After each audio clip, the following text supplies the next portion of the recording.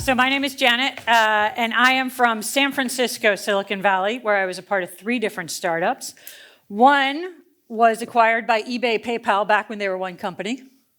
Oh. I might need more of your help. It's just my general presence. Okay. So I need my tech support person. Be in your way, Okay, that's fine. This is fine. That's fine. So one was bought by eBay and PayPal back when they were one company. One went public, and in the US, if you go public, you have to file some documentation with the US government called an S1. So all the employees got a miniature version of an S1 in a Lucite cube, which I have to say is a ridiculously cool present for your staff. So if you're ever in a go public situation, highly recommend this. And the third one can best be described by this image here. So if you see me flinch up here, that will probably be scars left over from that one. About 7-8 years ago, I moved to the Netherlands and I embedded in a team at Philips, and we launched the OneBlade. Do I have any OneBlade customers here? Yes. Your product was launched by a lot of women who know nothing about shaving. And then I started coaching teams, I started training teams, I ran some accelerator programs. So I've been in this game for a while, right? And when I started, I thought, okay, this is how a startup works. Like we're lean, we're staying mean, we're staying small, we're iterating, we're learning, we're doing our customer discovery.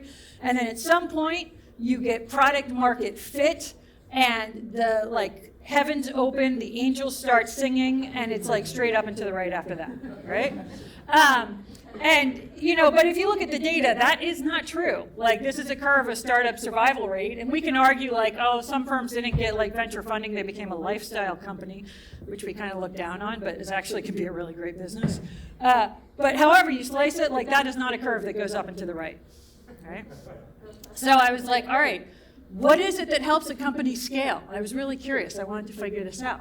So I said, okay, let's go look at some of the companies that have arguably scaled really well, right? Amazon, Facebook, Google, Apple. And these are all very, very different companies. Apple, when you get those earbuds, out of the box, they just work with your watch, with your phone, with your computer. But let me tell you, decisions do not happen quickly at Apple. You've got to coordinate everything. Facebook, very different. Move fast and break things, right? Very, very different companies. But if you pull back the skin on these companies and look underneath it, the people who are running them, they all have something in common. Does anybody know any guesses what it is? Sometimes people are lots of money. But no. Actually, all of these people were coached by this one gentleman. This is Bill Campbell. And actually, the guys at Google, Eric Schmidt, CEO of Google for about 20 years, wrote a book about him, and he called it the $1 Trillion Coach, because they felt that this guy created at least $1 trillion worth of value. Right? For Apple, he's very media shy, and he died in 2016, so there's very few pictures of him. But when he died, Apple sent out a tweet that says Bill Campbell believed in Apple when few other people did, right? And he actually went on to join the board of Apple. Over at Amazon, Kleiner Perkins, that's John Doerr with Bill Campbell. John Doerr was the investor at Kleiner Perkins who made the initial investment in Amazon. And he's like, I don't know about this Jeff Bezos guy. Maybe we should fire him, right? And for a VC to fire a founder, that's a big deal. So before he did that, he contacted Bill Campbell, and he said, why don't you fly on up there to Seattle? By the way, to this day, this cracks me up. The flight between San Francisco and Seattle for a while was called the Nerd Bird. Nobody calls it that anymore, but every time I get on the plane, I'm like, the Nerd Bird, because there's so many engineers going back and forth between the two cities. He called him and he said, go up there and spend a day with Jeff Bezos and evaluate. See, is this guy who can grow this company? So Bill Campbell did that, and he came back and he told John Doerr, he's like, this is your guy. And John Doerr's answer is well, then you have to make him. And so he started coaching him. He never coached anybody at Facebook directly, but he did coach Sheryl Sandberg when she was back at Google. The Google folks, Eric Schmidt wrote, we can say without a doubt that Bill Campbell was one of the people most integral to Google's success. So, wow, that is super impressive to have that roster of companies, right? And at Google, they tried to institutionalize what Bill Campbell was teaching them, and they created in 2002 the Google Associate Product Manager Program. These are all the people that went through it. I know you can't read all the names, but these people either went on to Google to do interesting things, or they went around Silicon Valley and joined other companies and did interesting things there. And so the word of Bill Campbell spread across the valley. And that's not the only way it spread, because these are not the only people he coached. He also coached CEO of eBay, CEO of Twitter, other big CEOs. He coached venture capitalists, Andreessen Horowitz, and they then turned around and taught their startups. And so the word of Bill Campbell spread. So what exactly was Bill Campbell teaching these companies? He was teaching them what became the genesis, it was kind of the seed of what now is we call the product operating model. We used to call it being product-led, but then like everybody else got pissed at product, so they're like, you're not going to tell us what to do. So now it's the product operating model. This is how Apple, Google, Amazon, and Facebook are running, right? And under this model, it's all based on empowered teams, right? And what I mean by that is in an empowered team model, management determines what problems we're going to solve, right? And I'm going to take just what I'm going to call a not so irrelevant tangent. I want to talk about the difference between an outcome, which I'm going to define as a change in human behavior that drives business results. This was defined, that's how Jeff Gothelf and Josh Seiden, who have a couple books out about this, define it. And I want to say we want to get that change ideally by delivering as few features as possible. Right? If we can do it with 2 features, that's better than 5. And so an outcome is very different than an output. And an output is a tangible deliverable from a project. Right? So some examples, I might say an outcome I want to achieve is I want to increase customer satisfaction. My output is I'm going to get a chatbot to answer some customer questions. The outcome I'd like to receive is I want to increase my number of leads. My output, I'm going to buy some Facebook ads. My outcome that I would like to see is I want to increase customer retention.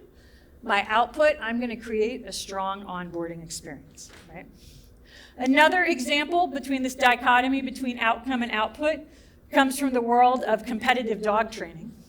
And in this competition, the outcome that we would like to see is that a dog can run a course, surrounded by lots of tasty distractions and not get distracted. All right. So here's our first competitor. Let's see how she does. I'm assuming she has a pink collar. I don't want to gender name the animals, but here we go. Let's see how this competitor does. All right. Here we go. Now our trainer's got lots of output she can do. She's got her gestures. She's got her voice. Here we go. All right. Flawless outcome, right? Oh, there's another output. She can give a reward. Second competitor. Looking intense, looking focused. Here we go. Let's see how. Little distraction, but not too bad of an outcome. Not too bad. All right. Here's our third.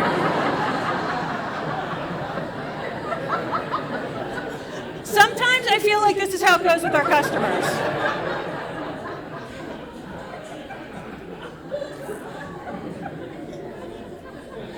All right. Here comes our trainer. We're going to get a little more directive with our output.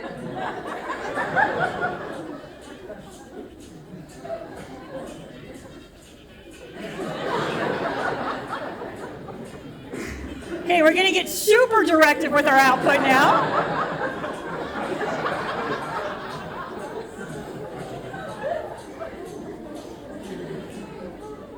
All right. So if dog competitions were judged based on how much output the trainer gave, like clearly, hands down, she would win, right?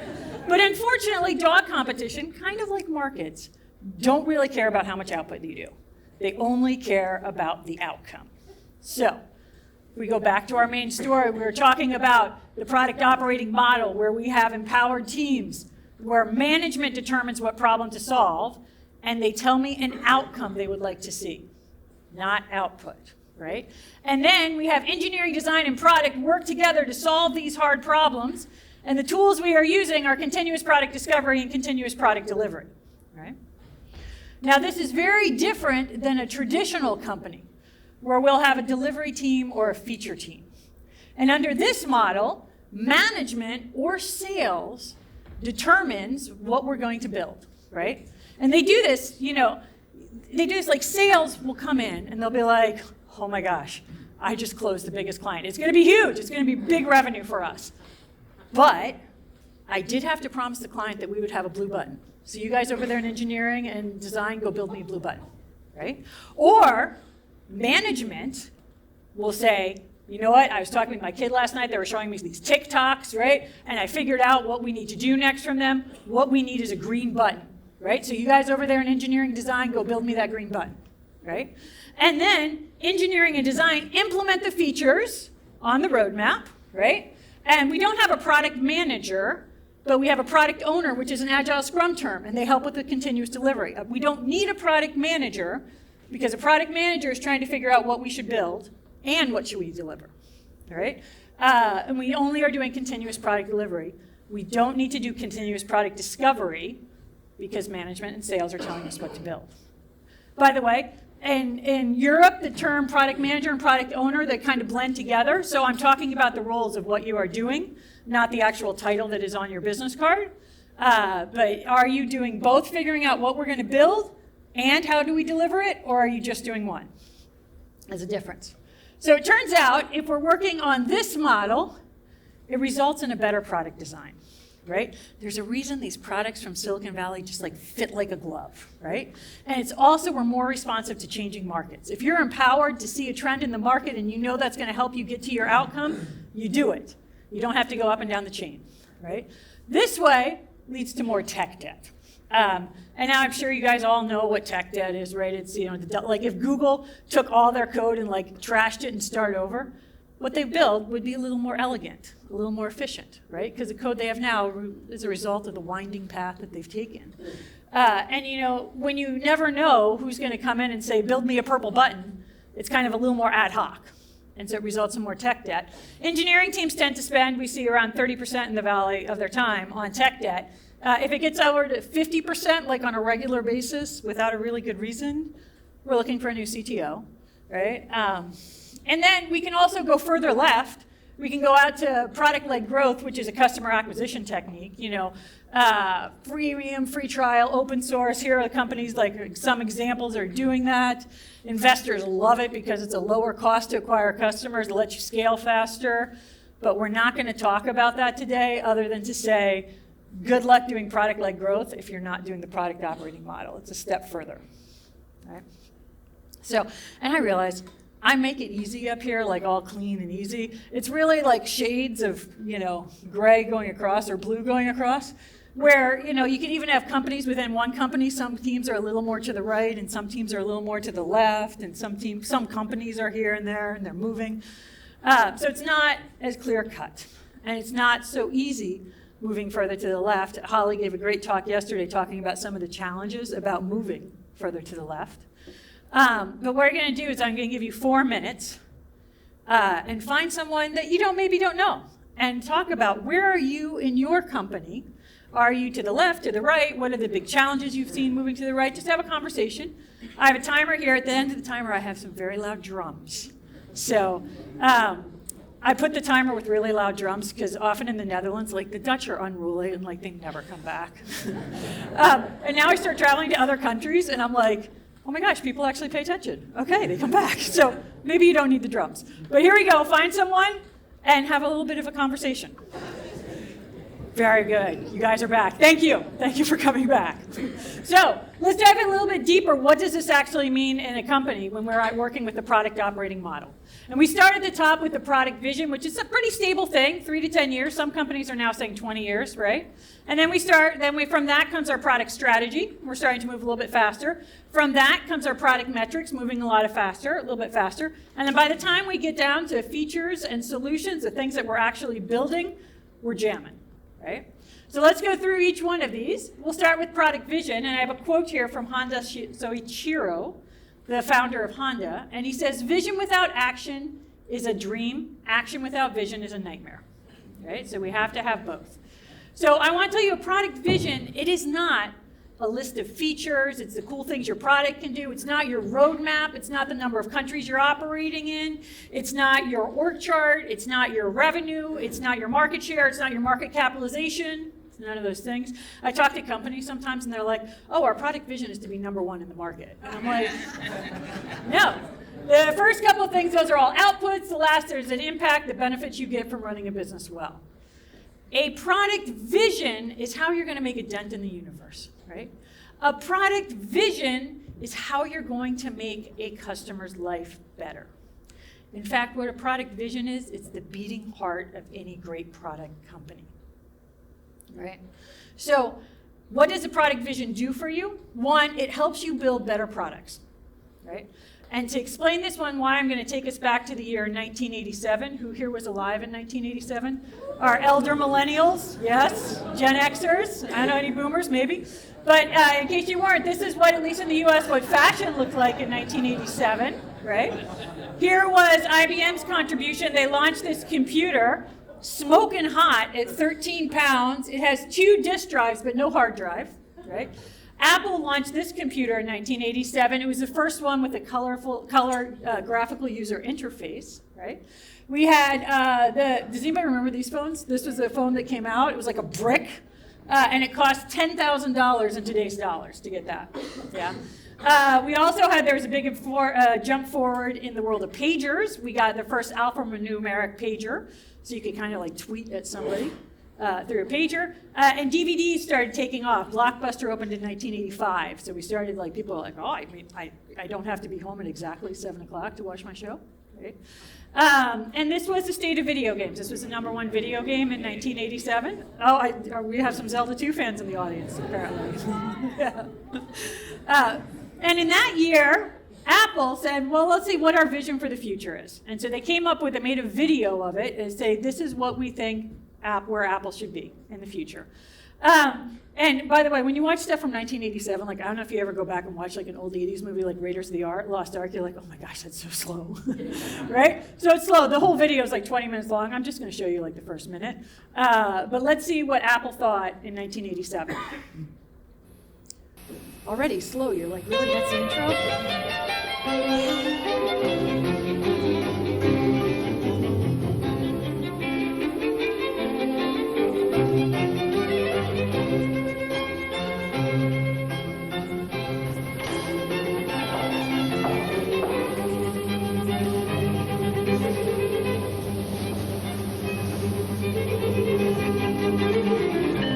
That's his office, yeah, just like we had. You have 3 messages. Your graduate research team in Guatemala, just checking in. Robert Jordan, a second semester junior, requesting a second extension on his term paper. And your mother reminding you about your father's surprise birthday party next Sunday. Today you have a faculty lunch at 12 o'clock. All right, I'm just going to go there, but that's pretty impressive, right? In 1987, when the state of technology, they had touch screens, they had avatars, they had video speaking, right? Like that's really impressive. And so having this strong product vision, what it did for Apple, and like any product team, when you're sitting down and trying to prioritize, like you're like, okay, maybe we should do what's fastest to develop, what do our stakeholders want, what's easiest to get to market, what's going to keep the big customers happy. This put another thing on the table for Apple to think about, right? What is going to get us closer to our product vision? And you can see over time, I mean, they didn't go directly up the mountain, they're tacting, but they got there, right? And they delivered what their product vision is. So another example comes from SpaceX. Does anybody know what the vision for SpaceX is? Yeah, and we want to go to Mars because Elon Musk is all worried about an asteroid wiping out Earth, and we want, a duplicate human population so that we can continue on as a species. And so he's focusing first off on rockets that are relandable, because if you have to blow up your rocket every time, that makes space travel really expensive. I mean, can you imagine if each time they flew a plane, they had to build a new plane? Like, no. But there's so much we don't know. Like, how are you going to breathe on Mars? What are we going to eat on Mars? What are you going to drink on Mars? Like, we don't know that, right? And a product vision, then that's fine. It's like a lighthouse. It's like there on the distance, we can see it. We don't know how we're going to get there. If we did, that would be a roadmap, right? This is something more. So it helps us build better products. It also motivates and inspires people, right? So I have a quote here from the author of The Little Prince. It says, if you want to build a ship, don't drum up men to gather wood, divide the work, and give orders. Instead, teach them to yearn for the vast and endless sea. So it's really motivating to have a strong product vision. And we find this in the data, purpose-driven employees, people who are really into your vision and into your mission, right? They stay longer, they're higher performers, and they tell their friends, hey, this is a great company. That's pretty cool, right? The third, and you know what, another reason why we want inspired people, because we want missionaries, not mercenaries. When the going gets tough, like mercenaries are out, missionaries double down, right? And so we need that strong product vision. It also drives strategy. We're going to talk about that next. It helps align people. I have a quote here from Leslie Kilgore. She was the CMO of Netflix and now sits on a lot of boards. And she says, lead with context, not control. Because I don't know about you, if you've ever had a meeting where you all sit down and you agree on what you're going to do, and then the hour is up and the bell rings and like you head off, and that's what happens, right? If you have a strong product vision, you have a greater chance of all oars rowing in the same direction, because we all know where we want to go, right? It helps focus and connect engineering. So if you have a product and vision that involves a lot of like remote, some telemetry work, right? Engineering can be like, wow, maybe we should start developing that, right? So it helps bring them into the process. It helps recruit. I have a quote here from Marty Kagan, kind of godfather of product. And he says, when done well, the product vision is one of our most effective recruiting tools. It serves to motivate the people that come to work every day. Strong technology people are drawn to an inspiring vision, right? It helps in recruiting. And it helps build leadership. Your leadership is no longer in service of yourself. You are a leader in service of achieving the vision. Much more powerful position to be in. So, you know, companies come up with their vision statements. I'm actually not such a fan of like one little catchphrase, because all those benefits that I talked through, like you can't get that from one little catchphrase like that. Like that's not enough, right? I would like people to have it's not enough, right? I would like people to have more. So I want you to have a story with cause and effect. People remember stories, right? They don't remember a bunch of facts. You need meaning and motivation to inspire and motivate people. And you need it to be visual. We process images so much faster, right? So when I work with companies, we do this. We create a storyboard and tell me the story of how it's going to be in the future when your product is out there and the customer's life is awesome, right? And we make the story. So to give you an example, Airbnb, I put up Dutch properties here in case anybody is wanting to go to the Netherlands. They have this vision, they have the catchphrase, right? Belong anywhere. But actually they went a lot deeper with that and they built a storyboard. And they took this storyboard technique from Walt Disney, who back in the 1930s, Walt Disney was making the first feature-length animated film, Snow White. And it was a big bet for Disney, like, whew, big bet the company type of move. And you know, he had a lot of people working on it, and people are starting to spin out and get lost, and so he's like, you know what, we need something so people can understand what we're trying to do. And he started using storyboards, which now are used all over Hollywood. And 2011, Airbnb said, hey, we're going to try this. In 2011, Airbnb, I mean, they scaled somewhat. They had about 1 million nights booked under their belt. And they were trying to figure out, where do we go next? Like someone's like, oh, maybe we should go into like office spaces and we can do short-term rentals of office spaces. Somebody else was like, no, we need to go on mobile, which wasn't like, you know, at that point in time, there were like, people were at the brick phones and like just, you know, not really having smartphones. So they said, okay, we're going to try to adopt this Walt Disney technique and use it as a storyboard. And they named the process Snow White in deference to where it came from. So I have a short video here that talks about how Airbnb used this process in their company. The second person you see in the video is Brian Chesky, one of the founders, but let's see how Airbnb used it. I got this text message from Brian one night, and it just said, Snow White, I'll tell you later. When we started the storyboard process, we didn't know where it would lead. And I'm not sure we knew we were going to go all the way through with it. It was an experiment. So it all started in the aircrew conference room, and we started just thinking about the entire journey, end to end, all the way through for the guest and the host. And we're able to iterate that a number of times, honing in on the critical moments to describe the user experience. Where are the moments that we're doing well? Where are the moments that we're not doing well? As we worked on it more, it became clear that this actually is a way for us to kind of share with the company a framework that we can all contribute towards. It was really important to get people with different perspectives involved, with different skill sets involved. You don't often see all the stakeholders getting to participate so early in a process. A lot of putting the storyboards together was about taking different parts of information that we have, all the data we have from analytics and all the data that we have from customer support. The storyboard started with just a few words on Post-it notes, and every time we made it more real, we understood more about the journey. She mentioned how much work there was, and it sounded like a lot. Yeah. Turns out it was about 5 times that much. Down with some rough sketches with Nick, and we started talking about like what's the message and what's the story and what's the feeling of this moment. I'm really interested in people and the way they feel and character, and this is all about like inhabiting the different roles. And I think what they've done a really good job of is capturing the spirit of that frame without necessarily locking us down into how we're going to solve the problem. It feels like a true collaboration. You know, when you bake this all the way down, it comes down to ideas.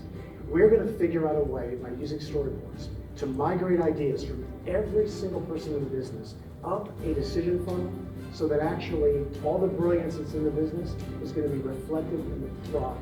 It's about much more than just the next 3 months. You know, the code name, Snow White, it's just such a layered analogy. This is a book, we're on chapter 2, and I think what Snow White does is it confirms that early on in chapter 2.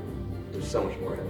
We're really, really proud that so many people contributed from different parts of the company towards what we're about to see. So I have a quote here from Joe, another one of the co-founders, and he said, "For us, it's a dance between online and offline, right? And this has been one of our biggest challenges, and we saw it play out on the storyboard, right? Like you make a reservation at Airbnb, and then you show up at 10 p.m. at a house, and you can't get the lockbox to work, right? And you don't have the key. You're not in front of your computer. What are you going to do, right? So you need mobile, and we realized the key was mobile, and this is how they made the decision to go into mobile, right? So how do you craft one of these? I would say it depends. Favorite product person's answer. If you're in a big company, it's like it takes 1 to 3 months, right? Because you've got a lot of stakeholders you have to align, right? And that takes a lot of time. It's a big dance to get everybody agree this is what we're going to do. In a scale up, I do it in a week. We kind of like borrowed the Google design sprint and I evolved it to a product vision sprint. And we do it in a week and you get everybody in the room. So let me give you an example of someone who did that. So this is Momo Medical. They're a Dutch company. They actually joined Y Combinator, which is a startup accelerator program in San Francisco. And a requirement of Y Combinator is you must be a US company. So Momo Medical did something called the Delaware Flip and became a US company as well. They're about 5 years old. They're Series A. And the problem they're addressing is twofold. One, they call it the silver tsunami. The elder population over the next 20, 30 years is expected in at least the US to double. And at the same time, we have a nursing shortage. More nurses are leaving than entering the field, probably because they don't get paid very well. And it's a very difficult job. So Mano, the CEO and founder, he says, if you have aging parents, you are about to love me. Because he's developed a product. It's a bed sensor that goes underneath a bed in a memory care dementia facility. And then it will let the nurses know who's in bed and who's not. And apparently in a memory care dementia facility, nurses spend half their time just trying to figure out, are people in bed? Or are they wandering down the hallway? And so this just lets them know at a glance they don't have to run around the whole facility checking and saves them a bunch of time, right? So they were thinking, okay, what's our vision? So they came up with their catchphrase, to improve elder care so that it's delivered with dignity and care, or maybe to empower elder care nurses to love their jobs. Like maybe if the nurses stay in, they'll if they love their job, they won't be quitting, they'll be providing better care. So we did the product vision sprint. This is all of us in a room. There's the CTO, he was involved as well. Used like 1,000 Post-it notes on the wall, like mapping out what is it that we want to see. And at the end of the week, you know how we came up with a storyboard, right? Most designers like to really make sure that it's beautiful. We're like fast and furious, like these sketches at this point. We're doing this within a week, right? And in a design sprint, at the end of the week, you do a customer experiment just to get some feedback. So we said, okay, at the end of our week, we're going to share with the stakeholder what they think about this and get feedback. funny thing. So I've been learning Dutch. But, you know, I kind of sound like a drunk toddler when I speak. And sometimes for comprehension, like I get it, and other times I'm like, no idea. So they asked me at the beginning of this meeting, they're like, Janet, can we do this in Dutch? And I was like, absolutely. I've been taking my Dutch classes, like, let's do it. I think I understood like 2%, so it's like me looking really focused here, not understanding a single word. And like afterwards, they're like, Janet, what do you think about that? And I was like, well, I think it's really important to look at her body language. I think that was great, very key, right? Just none of it. We also do it online now with Miro and all this stuff like that, so we all don't have to be in one room. And when they're doing this process, they realize it really comes down to the nurses. And so they're all focused on how can we make a nurse love their job. And that came clear through the storyboard process. So that's our product vision, right? It's how you will make a customer's life better. And a company like Momo Medical, that's a 3-10-year runway. Like they can work with that, right? They can always continuously strive to make a nurse's life better. So now let's move down to product strategy. We're starting to move a little bit faster. So product strategy. When you go into your office on a Monday morning, you've got a long list of problems you can solve, right? Lots of things you can do. But then we apply this product strategy process, and automagically, 2 to 4 things pop out. Right? Because, you know, we really can't do more than 2 to 4 things. Like, sometimes I talk to companies and they're like, oh, well, we've got 27 strategic priorities. I'm like, you have none. Because really, 2 to 4, that's all you get. You can't do more. You have to focus. Because otherwise, if you're not focused, this is what happens, right? So we need to focus. In this picture here, there's a bunch of teddy bears and there's one live dog. Can anybody find the live puppy dog? If you can, yell out the color. Oh, you're colorblind. This is not the competition for you. There it is, one live puppy dog, right? So when you go in, you're gonna have a lot of really enticing stuffed bears that you could focus on, but you have to like shove all the stuffed bears away and find your live puppy dogs, your points of leverage that are gonna get you to your vision, right? So I have a quote here from Steve Jobs, and he says, people think focus means saying yes to the thing you have to focus on, right? But that's not what it means at all. It means saying no to the 100 other good ideas there are. So 1997, he was talking about this at the Worldwide Developers Conference. About this time, Apple had about $7 billion in revenue, and they just canceled a thing that they had called OpenDoc.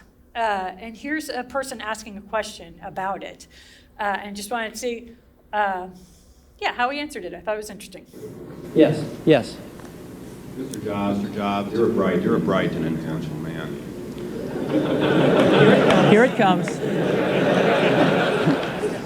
Sad and clear that on several counts you've discussed, you don't know what you're talking about. I would like, for example, for you to express in clear terms how, say, Java, in any of its incarnations, addresses the ideas embodied in OpenDoc. And when you're finished with that, perhaps you could tell us what you personally have been doing for the last 7 years. Ouch.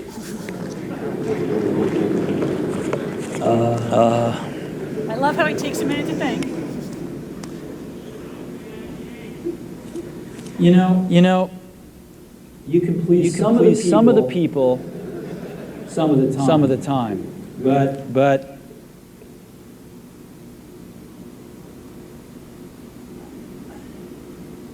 one of the hardest things when you're trying to affect change is that people like this gentleman are right in some areas. I'm sure that there are some things OpenDoc does, probably even more that I'm not familiar with, that nothing else out there does. And I'm sure that you can make some demos, maybe a small commercial app that demonstrates those things. The hardest thing is how does that fit in to a cohesive larger vision that's going to allow you to sell $8 billion, $10 billion of product a year. And one of the things I've always found is that you've got to start with the customer experience and work backwards to the technology. And as we have tried to come up with a strategy and a vision for Apple. It started with what incredible benefits can we give to the customer? Where can we take the customer? And some mistakes will be made, by the way. Some mistakes will be made along the way. That's good, because at least some decisions are being made along the way. And we'll find the mistakes. We'll fix them. So I hope none of your stakeholders ask you such pointed questions to justify your time. So when we have this long list of products to solve, it's not automagically, it's actually through focus that we come out with 2 to 4 problems, our key leverage points that's going to enable us to get to our vision, right? And that focus is not prioritization, it's not pleasing stakeholders, it's neither of those things, it's finding those key points of leverage, right? I have a Martin Erickson, the founder of Product Tank, Mind the Product. He's also an investor. He came up with 5 things for a great strategy. 1, it starts with a vision, clearly. Strategy is nothing more than our path to our vision. So we have our vision, some things that clearly outside the vision we're never going to do. Strategy, we're going to narrow it down, right? And then the second thing is it's honest about our current state of business and market. We're not going to be delusional and be like, absolutely, we're our favorite, our customers love us, right? We're going to be very, very clear about it. And it's a hypothesis of where you'll play and how you will win. And it's a coherent set of choices, right, based on those insights. So I want to talk about that, the coherent set of choices. We're taking actions that fit in with our strategy. Really what we're doing is placing bets, because we don't know. We don't know what's going to happen, right? Just I might assign a thing to a team. They might get it and they might not. They're working hard to solve the problem, but we don't know. So we play the odds, right? We might have multiple teams working on solving a problem, one addressing it from this way, one addressing it from that way. We might have some risky ones and some ones that we've got in the bag, right? But we're placing our bets on how we can accomplish that outcome. Here's an example from Netflix. In 2007, I think they had $1.2 billion in revenue at that point in time. Here is their strategy, 1 page. That's all they did. Started with the vision at the top, right? And then they said key strategies, 4 things. That's it, 4, right? You don't get more than that. 2 to 4 things, that's all you can do. If we go back to Momo Medical, our friends in the Netherlands, right?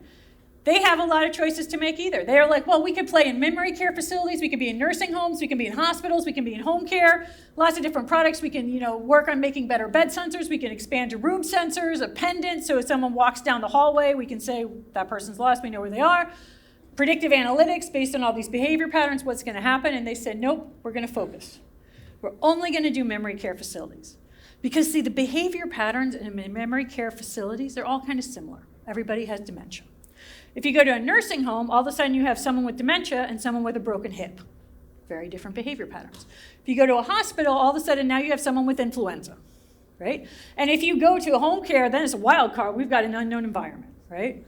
And so we're focusing, and we're starting in bed sensors, and we're going to nail that before we go further. So that is our product strategy. It is our path to achieve our product vision, and our product vision is how we will make a customer's life better. Cool? All right. Let's move forward. Product metrics. We're starting to move a little bit faster. Our goal of metrics is to let us know whether or not our strategy is working. All right? So we have a checklist. We would like product metrics to express value. All right? And I have a video here. This is Chamath. He was the first head of growth at Facebook. He now owns a sports team, a hedge fund, and spends his day making really obnoxious comments on Twitter, which, hashtag life goals. So let's hear what he has to say about metrics at the early days of Facebook. We knew we were going to beat MySpace when we had like 45 million users. They had like 115 million. We just knew. We used to just that was not what we celebrated. We celebrated it at 45 million. It was kind of like a high five. We're like, all right, let's get back to work. And the reason was because we had started to do enough things right where we could just see now. We understood what we were doing. After all the testing, all the iterating, all of this stuff, you know what the single biggest thing we realized? Get any individual to 7 friends in 10 days. That was it. You want a keystone? That was our keystone. There was not much more complexity than that. There's an entire team now, hundreds of people that have helped ramp this product to 1 billion users based on that one simple rule. So if you were looking for a lot of complexity, I couldn't give it to you. But we were able to reframe the entire experience around that one simple premise. A very simple, elegant statement of what it was to both capture core product value, to define what it meant to be able to onboard into a product that allowed you to communicate, to get into a network, define density, and then to basically iterate around that.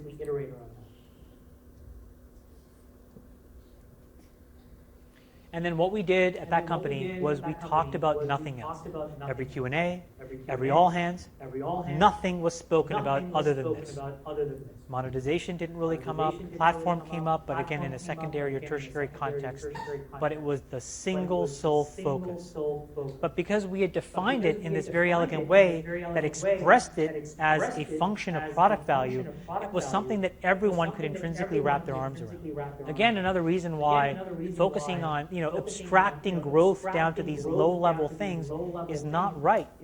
So the person that runs growth on any team has to be strategic and capable enough to engage on the core strategy of the product. Because then you allow yourself to up-level the conversation and have it become the most important framework in which you organize an entire company. How equity is given, how expenses are generated, how things are focused on, who gets hired, who gets fired. But when you understand core product value, and then you can basically pivot around it and create these loops that expose that over and over and over again, this becomes the most important and obvious thing to do. And in the few companies that I help now with this context, when they do that, and when it's the CEO or when it's the co-founder who are living in that world and living in this context, they've consistently, systematically, every single one has been successful. Every single one. So very simple, 7 friends to 10 days. You know that's something that took like months and months to get down to that, right? Whenever something's that simple. But I love how it expresses core product value and keeps rotating around it and exposing it more and more. So you have to understand what is the core product value for your customer, right? And then we get metrics to see. So it's another thing, we want a metric to be fully ownable by the product team. So if I have a company, we might have business goals, right? These are things that the CEOs like, I want more revenue, I want market share, I want, all these things like that. But let me give you an example. Let's say we come back and the company is 30% of sales come from North America. We want to expand internationally, new market, we're going to open it. Well, that means that every team then, the product team is going to look at content localization. Maybe we have to have the US tax code. The salespeople are going to be about sales reps, and the ops people, we got legal, we got to have our offices, right? So we have to have a product metric that is in the product metric bucket. We can't have a product metric that's dependent on sales, right? So it's only fully ownable by the product team. We would like it to be a leading indicator of success. So I want to take a second to talk about the difference between a lagging and a leading indicator. Lagging indicator, something like monthly recurring revenue, measures the actual results. It's historical, right? It says what happened last quarter. They show the final score. And they're easier to measure, but if your boss comes to you and be like, hey, I'd like you to increase MRR by 20% next month, and you're like, you can sit down at your desk, you're like, what do I do? Right? There's a lot of things you can do. So let's take an example of Spotify. Right? And they said, okay, well, what would lead into that result? And they came up with, at first it was a hypothesis, that maybe the time spent listening to music by subscribers, if that went up, our MRR would go up, right? A hypothesis. Turned out to be true. So they said a leading indicator, we're talking about what are the activities necessary that will get us to our goals? How are we going to get there, right? We lead to results, they come first. And they're not the end goal. Right? If it turned out that time spent listening to music goes up and MRR does not go up, then it's not a good metric. Right? And then they said, let's take it another step forward. And we keep breaking it down further and further till we get smaller, more bite-sized chunks that we can work on. So they said, hey, and these are just goalposts, breadth, depth, frequency, and other, and they came up with, you don't have to use these goalposts. It's fine if one of the boxes are empty, right? It's just a helpful guide to be have I thought of other ways? But breadth, the number of trial members and number of subscribers, if we widen that, then time spent listening to music should go up. The depth, the number of hours people are listening, if we increase that, maybe the number of users spent or time spent listening to music by subscribers goes up. Frequency, if they come back more often, right? Other, they didn't have anything for that bucket, which is totally fine, right? And then they could start working on experiments to say, hey, how can I move that indicator? So we like SMART goals, right? Specific, measurable, actionable, relevant, timely. We know this. We don't want it to be vanity metric, like we know that, right? So let's look at Momo Medical. They came up and they said, our metric is going to be a love score. And they specifically defined it as the number of nurse interactions with the software per 5 minutes divided by the number of residents being taken care of, right? Very specific. And they knew how to they knew how to work with it, right? It's how to raise it. They learned this over time. First thing was chocolate. So when they started with a new client, they would give the nurse a chocolate bar. This is a Tony Chocolonely's bar. Do you guys have Tony Chocolonely's here? Yeah, it's a Dutch company.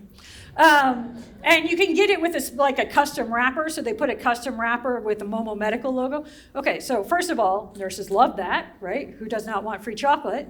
And then they would put it on their desk, and other people would come by and be like, oh, what's that, right? And then they'd have a fun conversation about that in the software, right? Another thing is call with a night shift nurse within the first 2 weeks to introduce themselves, like put a face behind the software. And finally, great job notifications. Actually funny. They started off, like they could have the system be like, ping, resident in room 12-4 is out of their bed, go fix it. Bing, resident in 7C, go there. Bing, resident 3D, go there, right? Turns out, shockingly, night nurses, pretty much everyone, I would say, don't really want a computer system that's like, ping, go do this, right? So instead, they turned it around into great job notifications.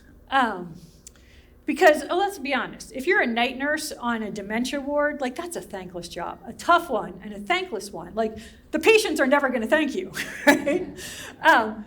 So if you have a system that'd be like, wow, that was a super busy shift, great job. Nurses loved it.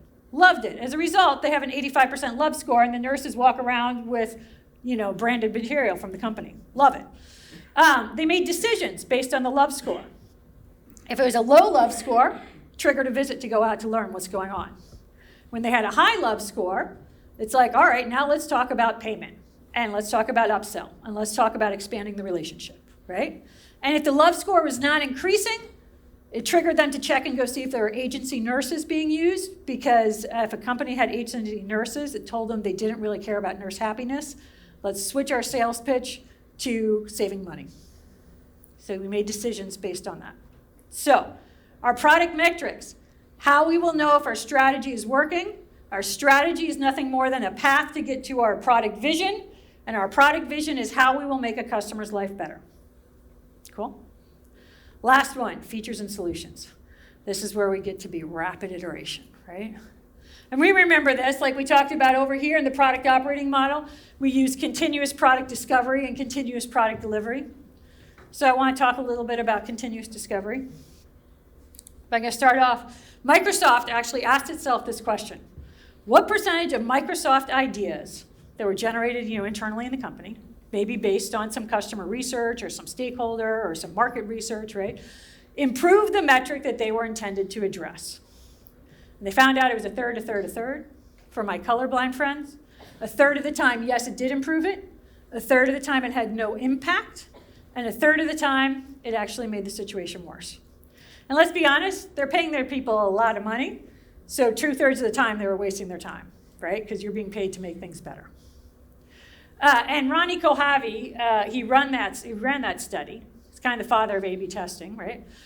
He said all of the ideas tested were thought to be good ones, but neither intuition nor expert opinion are a good gauge of the value our ideas have for users.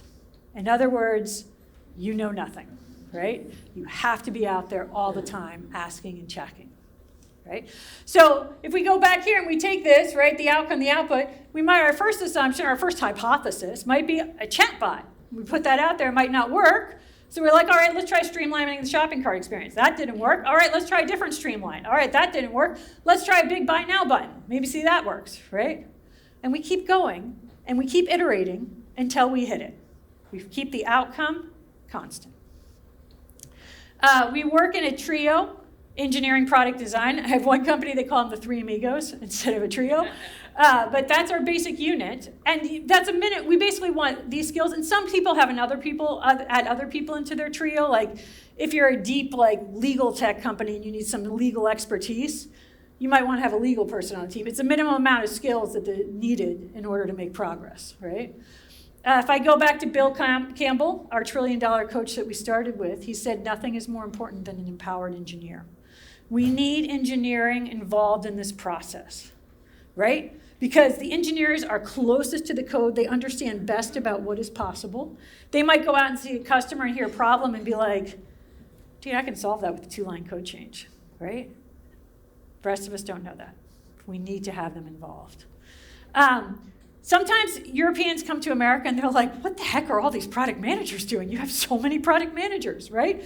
And it turns out medium headcount at which startups have their first full-time PM. In the US, we do it much sooner than you guys do. And we have average engineer to full-time PM ratio. We have a lot more product managers, right? And what this looks like, what the product manager is doing, and this is I kind of feel bad putting this slide up here because most companies are not at this. This is at a fully scaled product operating model, they got it going on company, right?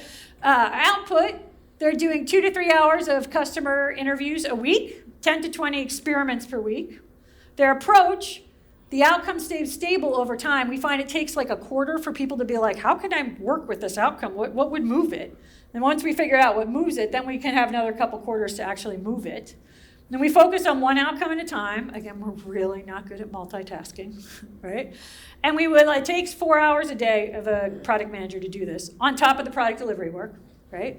And we would like at least 30 minutes a day of an engineering time to come check out, both to tell if it's feasible and to understand the customer problems.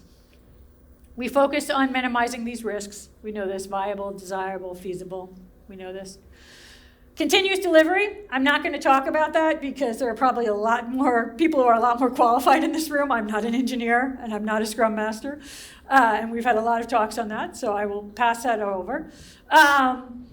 This is a Momo Medical, a bunch of engineers out at a customer site. So engineers were doing site visits and talking to the team, or to customers. And so here's Momo Medical, right? They're scaling really well. Yeah. And you don't have to move to Silicon Valley. And you can have a really nice social purpose as well. You can do it and be like a good company in scaling and do it well. That's possible. So, features and solutions, this is what we actually build. And that's the product operating model. Do I need to go back? Sorry. Go for it. Take a picture. We've seen this, right? With this, don't aim for change. So it's we're not going to transform overnight. Just evolution improvement. What can you do to take one step to be further to the left? That's all we're talking about. So I have a worksheet, and I'll give you a QR code to download this. Don't worry about it. So tips for product managers who want to move further to the left. If you're in there in the trenches trying to work and your company's not working this way, there are things that you can do. Focus on vision and strategy, right? Bit of a mindset shift. Start thinking about what's an outcome and an output. Focus on the why you're building it. Data, not opinions. We don't know. Let's go get the customer data, right? Talk to your bosses about what success means before. Say, okay, you want me, agree. So I'm going to reduce, customer churn by 2%. Okay, it might take me 3 quarters to get there, but let's know what success looks like. Empowered product teams. Everyone's like, I want to be empowered. No, that means you have to be accountable as well, right? There's a flip side to that, and you have to build the trust. You can't just walk in and be like, you should empower me, right? You got to build the trust. Set success criteria before you launch, right? We got to know in advance, and we got to know, are we going to keep iterating, or do we have it? Involve engineering earlier. Go find your engineering colleagues, and engage with your executives, right? Share with them, tell them. If they understand what's going on, they're more likely to back off and not be like, go build me a green button. For the product leaders, there's your QR code. You get both of these if you want. Ensure your company has a strong vision and strategy. The same thing. Mindset shift, outcomes over outputs.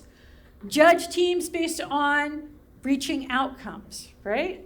Not on how many features. Did you get everything on the roadmap, right? And if incentives are based on output, you're gonna get output, right? Create a safe space for learning. If you don't get the outcome, what did we learn from that? That's fine. That might be it might have been an impossible outcome, right? Like, let's look at it and what can we learn from it? Don't punish failure when the process was good. And fund like a VC based on milestones, right? So I shorthanded this. I'm going to give you 5 minutes.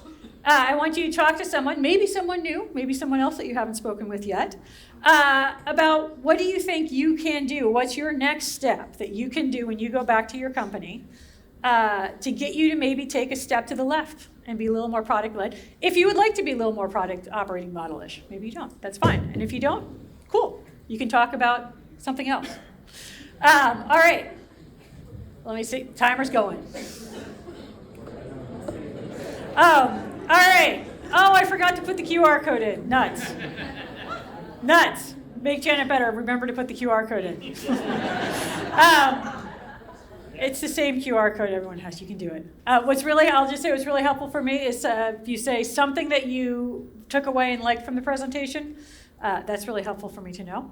But that is what I have for you today. Cool. Thanks.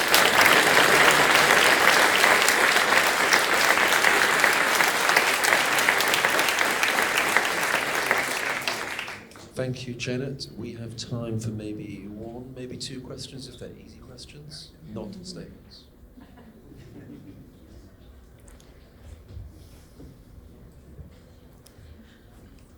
Very easy question. Is this presentation going to be available to us? You can just give it to your boss. I think so. Yeah, that's a question more for the organizers. I think so. They told me I had to send it to them. Yeah, so. and the YouTube videos are online after 90 days, if I remember rightly. All sessions are filmed. I'll add the QR code and make a PDF and give it to them. Okay, cool. Easy question. Thank you very much for that. Next question. That's a question. Hello, I was interested that you chose Airbnb as one of your examples because they're quite on their arse at the moment in terms of customer satisfaction. What do you think's gone wrong there? Oh, so Brian Chesky, it's funny, I don't know if you guys have been reading the news, he's gotten a spat with Marty Kagan. Have you guys been following that one? So Brian Chesky came out and he said he's getting rid of product managers, no product managers. And he wants to do PMMs, product marketing managers, and combine them together. And basically go back to Brian Chesky making the decisions, which he's not happy with their customer satisfaction. So he's like, this is executive's first instinct when things start to go bad. I mean, and he's a very talented executive too, is like, I'm going to pull the reins back in, right? Which is kind of what he's doing now. And so, yeah, if you can Google Marty Kagan, Brian Chesky. Marty's come out scathingly saying, this is not the time to pull the reins back. Yeah, and also it's so hard because Airbnb, I love staying in them, but I don't like all the rolling wheel suitcases in my town. It's a tough one as well. Yeah, it's a tough one. Thank you, Janet. Oh, yeah, that's you. Cool.